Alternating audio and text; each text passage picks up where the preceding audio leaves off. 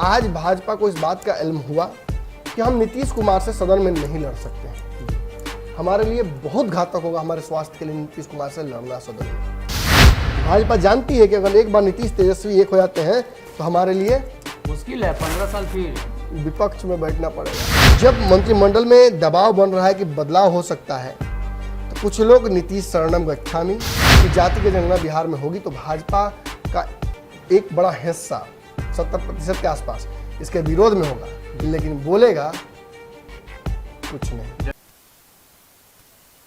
नमस्कार, भारत लाइव देख रहे हैं आप, और ये रातों रात है जहां हम अक्सर उस खबर पर चर्चा करते हैं जो पिछले दिन घटी हुई होती है और आने वाले दिनों में उसका प्रभाव दिखाई देता है। भाजपा ने एक बार फिर से बिना शर्त नीतीश कुमार को समर्थन दिया है। आप भी सोच रहे होंगे सरकार में साथ में है तो अब समर्थन किस बात को लेकर दे रहे हैं, और बिना शर्त समर्थन की बात हम क्यों कह रहे हैं। जातीय जनगणना पर काफी विवाद हो रहा है और कई लोगों का ये मानना है कि जातीय जनगणना होनी चाहिए, कई लोगों का मानना है कि नहीं होनी चाहिए। हालांकि देश की जनता और खासतौर पर बिहार की जनता लगातार जातीय जनगणना को लेकर नेताओं के बयान सुनने को लेकर उत्सुक है। हम इस खबर में सब कुछ विस्तार से आपको बताएंगे कि जातीय जनगणना पर आखिर पेच फंसा हुआ है, जातीय जनगणना पर आखिर भाजपा ने फिर से समर्थन की बात कही है, क्यों कही है, क्या मामला है। सबसे पहले तेजस्वी यादव का वो लेटर याद होगा और मुख्यमंत्री नीतीश कुमार के चैम्बर में जाकर मुलाकात करना भी याद होगा। चर्चा शुरुआत हुई और कहा यह जाने लगा कि नीतीश कुमार तेजस्वी की बात मानेंगे नहीं मानेंगे, लेकिन नीतीश कुमार ने अगले दिन ही रिप्लाई किया और शीर्ष जो नेतृत्व मंडल है बिहार का वो दिल्ली पहुंचा। प्रधानमंत्री मोदी से मुलाकात हुई। मुलाकात के बाद भरोसा मिला जवाब आएगा, जवाब अभी तक नहीं आया है। हालांकि स्पष्ट कर दिया गया है उसके कुछ दिन बाद ही भाजपा के बड़े नेताओं के द्वारा कि इस पर कोई चर्चा प्रधानमंत्री मोदी या कोई और भाजपा का नेता नहीं करेगा, नहीं होगी मतलब नहीं होगी। अब बिहार में एक बार फिर से जब चर्चा शुरू हुई, तेजस्वी यादव नीतीश कुमार की मुलाकात हुई, तो मुलाकात के पहले भाजपा नेताओं के बयान अलग थे और मुलाकात के बाद अब बयान बदलने लगे हैं। पहले मुलाकात के पहले ये बयान निकलकर सामने आने लगा था कि बिहार में जातीय जनगणना नहीं होगी, चाहे कीमत जो चुकानी पड़े। लेकिन नीतीश ने जैसे ही गेम पलटा और तेजस्वी से बंद कमरे में मुलाकात की, भाजपा के नेता कहने लगे कि जातीय जनगणना राज्य सरकार करा सकती है। अब बिहार में कई मसले हैं। तेजस्वी यादव समर्थन कर रहे हैं, नीतीश कुमार समर्थन कर रहे हैं, मुकेश सहनी फंड जुटाने की कोशिश में लग गए हैं, 5 करोड़ उनको देना है जातीय जनगणना में। चिराग पासवान ने साफ तौर पर कह दिया है कि जातीय जनगणना के बहाने राजनीति हो रही है, हम समर्थन में हैं, राजनीति नहीं होनी चाहिए। भाजपा के वो नेता जो जातीय जनगणना में प्रधानमंत्री मोदी से गुहार लगाने उसके कराने को लेकर दिल्ली गए थे, जनक चमार और बिहार सरकार में मंत्री भी हैं, उन्होंने आज बड़ा बयान दिया। उन्होंने साफ साफ शब्दों में कहा कि जातीय जनगणना से भाजपा ने रोका कहाँ है, केंद्र सरकार नहीं करा रही है, अगर राज्य सरकार को कराना है तो करा ले, हमने भी नहीं रोका है और नीतीश कुमार जी के साथ है, नीतीश कुमार सरकार चला रहे हैं, सही रूप से सरकार चल रही है। यानी अभी तक का जो मामला था जातीय जनगणना पर, ये अंतिम बयान है जनक चमार का। आज का जो कल के समय की बात करें 2-3 बजे के आसपास का ये बयान है। उसके बाद अभी नया अपडेट नहीं आया है। डॉक्टर साहब की तरफ चलते हैं, पूरी अपडेट देने के बाद आपको। डॉक्टर साहब गठबंधन में हैं, पहले से ही कह रहे हैं केंद्र सरकार के जो लोग हैं कि जातीय जनगणना आप कराना है तो करा लीजिए। 2-3 सवाल रहेगा, बारी बारी से सवाल लेंगे, लेकिन पहला सवाल यही रहेगा, जब केंद्र सरकार बोल चुकी है जातीय जनगणना आपको कराना है तो करा लीजिए, तो फिर नीतीश कुमार माहौल क्यों बना रहे हैं? देखिए, नीतीश कुमार माहौल नहीं बनाएंगे तो ये दबाव भाजपा पर पड़ेगा क्यों? दबाव भी क्यों बना रहे हैं? दबाव क्यों बना रहे हैं, ये बढ़िया सवाल है। दबाव इसलिए बना रहे हैं क्योंकि भाजपा नीतीश पर दबाव बना रही है। भाजपा नीतीश कुमार को उनके रहते ये बार बार एहसास करा रही है कि बिहार में अब अपना मुख्यमंत्री देने का भाजपा मतलब नीतीश पर भाजपा दबाव बना रही है कि अब कुर्सी छोड़ दीजिए जी।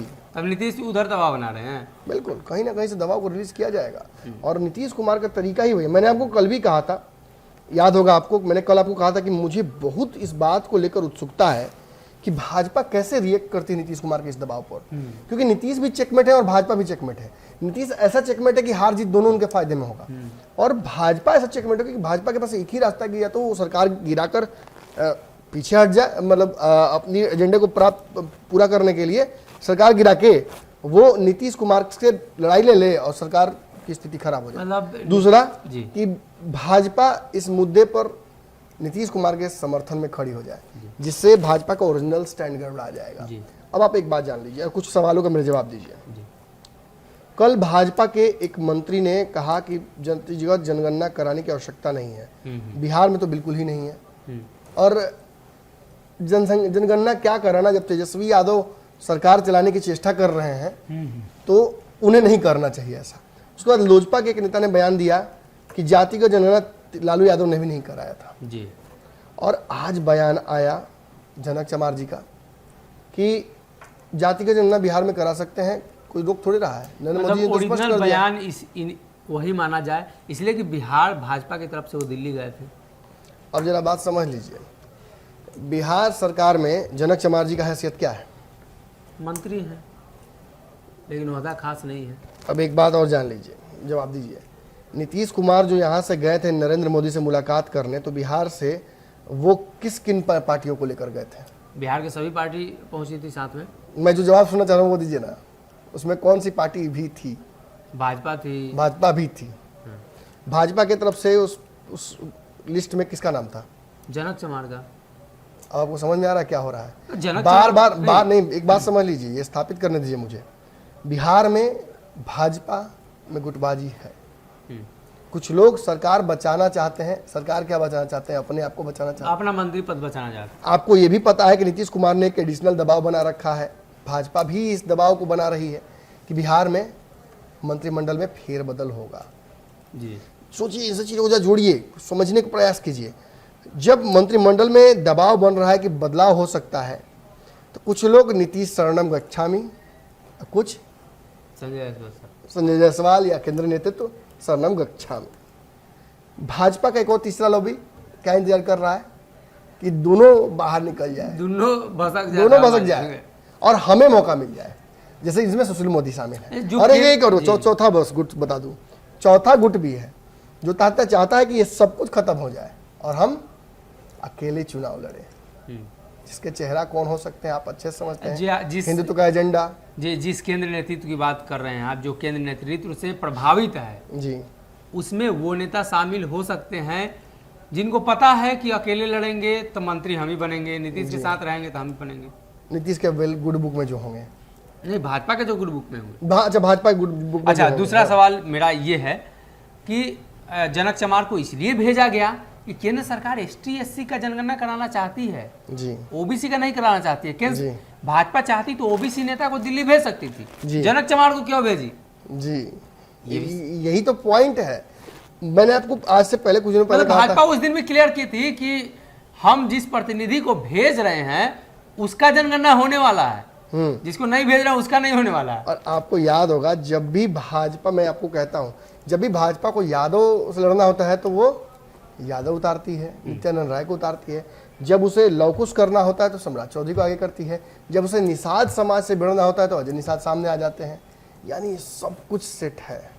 भाजपा अपनी रणनीतियों पर ही काम कर रही है और बिहार में आप किसी को कम बेसी नहीं कर सकते हैं। अपनी अपनी ताकत के हिसाब से सारी पार्टियां इसमें मजबूत हैं। नीतीश कुमार भी 3 नंबर पर रहते हुए भाजपा को पानी पिला रहे हैं, क्योंकि नीतीश कुमार को अपने पत्ते सही खेलने आते हैं। देखिए, ताश में और शतरंज में वही नहीं जीतता है जिसके दाव अच्छे हों, पत्ते अच्छे हों। टाइमिंग का बड़ा महत्व, टाइमिंग और ब्लफ। आज मैं बार बार आपसे बोल रहा हूं, भाजपा के नेताओं से मेरी बात होती है तो उनके लफ्ज कांप रहे हैं कुछ बोलने में। बड़े बड़े नेता नहीं बोल रहे हैं। चिराग पासवान को संभालना पड़ रहा है मोर्चा भाजपा की तरफ से। ये क्या साबित करता है कि नीतीश कुमार ने जो ब्लफ किया तेजस्वी यादव के साथ, मैं आपको लिखित दे सकता हूं कि नीतीश कुमार तेजस्वी के साथ नहीं जा रहे सरकार बनाने।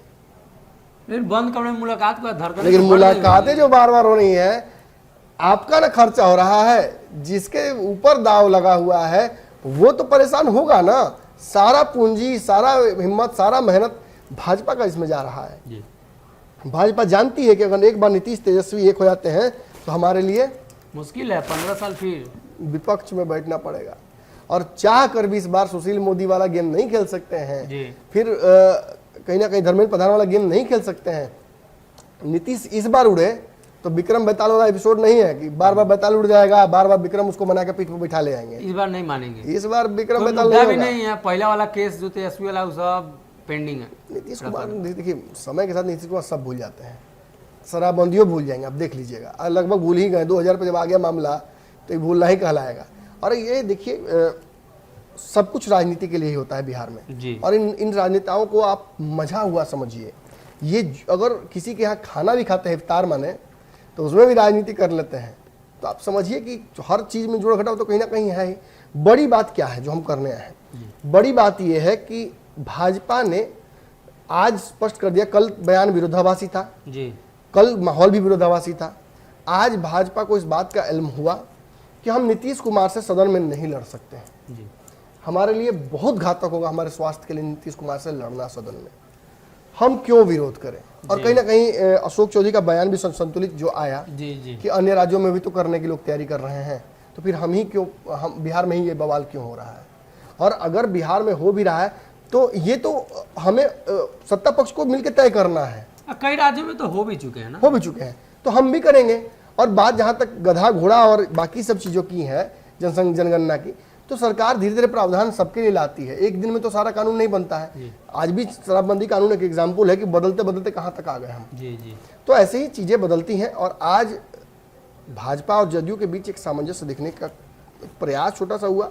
खास बात यह कि जो व्यक्ति नीतीश कुमार के साथ गए थे उनको कमान दी गई कि वही अपनी बातें स्पष्ट करें और मीडिया को एक मैसेज जाए, जो मीडिया इंतजार कर रही थी कि लग रहा है रॉयल रंबल होने वाला WF का, दो बहुत खतरनाक, हम भी इंतजार कर रहे थे, झूठ नहीं बोलेंगे जी, खतरनाक दुगुनी हम भी इंतजार कर रहे थे कि इसमें क्या लड़ाई होगी, कैसे नीतीश कुमार से पार पाएंगे भाजपा या पा पाएगी कि नहीं।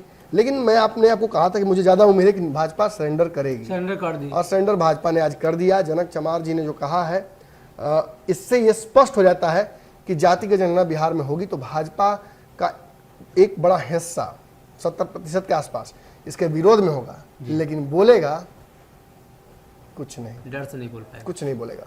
सदन में भी मुझे लगता है कि एक बड़ा हिस्सा हो सकता है कि वॉकआउट कर जाए, लेकिन बहुत बड़ा हिस्सा चुप रहकर नीतीश कुमार के समर्थन में खड़ा हो जाएगा। ये विवाद मुझे लगता है कि शायद तेजस्वी यादव को भी इस बात का एहसास हो गया था, इसीलिए नीतीश कुमार पर भी वो एडिशनल दबाव बना रहे थे कि किसी भी बहाने से नीतीश कुमार भाजपा से लड़ने से पहले ही या ये सब कुछ होने से सोडा होने से पहले ही नीतीश कुमार इतना अग्रेसिव हो जाए कि वो भाजपा को छोड़ हाँ, तो युद्ध के मैदान में पहुंचेंगे तब ना युद्ध हार जीत होगा, नहीं लेकिन पहुंचेंगे तो लेकिन नीतीश कुमार इतने मजे में खिलाड़ी, वो भी जानते थे कि भाजपा जाएगी कहाँ।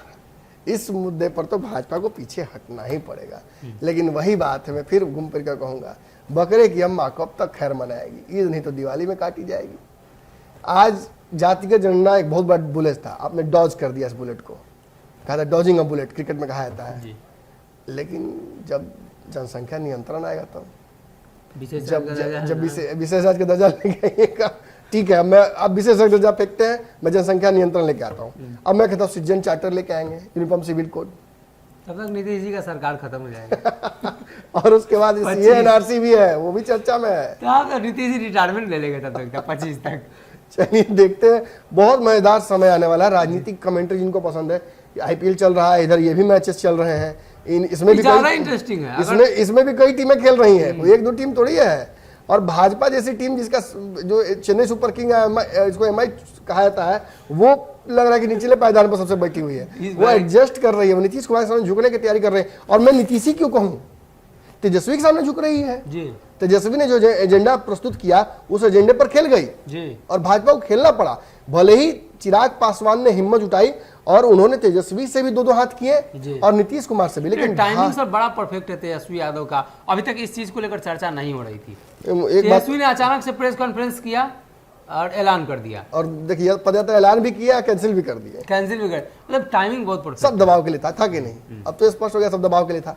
लेकिन एक बात मुझे लग रहा है कि भाजपा दुनिया भर में प्यार खोज रही है और सच्चा प्यार बगल में है, भाजपा को दिख नहीं रहा है जी। वो चिराग एक ही चिराग है और भाजपा के लिए वो चिराग टिमटिमा रहा है। लेकिन देखिए कैसे नहीं कहता है कि चातक इंतजार करता रहता है पारस की उस बूंद के लिए और बगल में हमाम है और वो उसे दिखता नहीं है। वो चिराग कमल के लिए है, लालटेन के लिए नहीं। जी। तो कहीं ना कहीं चिराग पासवान को लेकर भी जो बातें सामने आ रही थी और जातीय जनगणना पर भाजपा का नीतीश के सामने आत्मसमर्पण सब कुछ दर्शाता है। ऐसे में इंतजार करना होगा और अगली कमेंट्री का जरूर इंतजार करिएगा, इसलिए कि आगे वाली खेप में जब हम आपको नई खबर के साथ आएंगे तो साफ हो जाएगा कि इस बार जनसंख्या नियंत्रण और जातिगत जनगणना जैसे तमाम मुद्दों को लेकर नीतीश कुमार की अगली चाल समझाने का प्रयास करेंगे। फिलहाल के लिए इस रातों रात में अगर ये वीडियो पसंद आई और वह बिहार के राजनीति और बिहारियत से सरोकार रखेनी तो सब्सक्राइब बटन दबा के चैनल के सब्सक्राइब कर ली। ओजे एगो घंटी बा, ओकरा बटन दबा देला से कुल सटीक और मारक खबर रुआ मुफ्त में मिल जाई। अगर रुआ पत्रकारिता के हमनी के नया प्रयोग में सहयोग कर चाहतानी तो ज्वाइन बटन दबा दी। पेटीएम नंबर नोट कर ली 9386816700। धन्यवाद।